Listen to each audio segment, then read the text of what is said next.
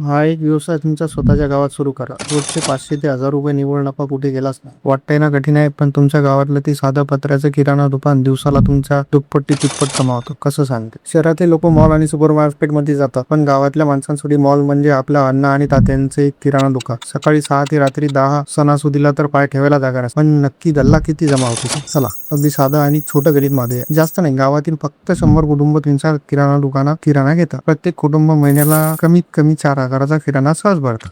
म्हणजे फक्त 100 कुटुंब महिन्याला एकूण विक्री होती तब्बल 4 लाख मिळते. थांबा, 4 लाख हा नफा नाही, ही फक्त विक्री आहे. आता यातला खरा नफा एका जो सामान्य माणसाला कधीच समजत नाही. कारण मालावर वस्तू आणि ब्रँडनुसार 10 पासून ते 30% पर्यंत मार्जिन असतं.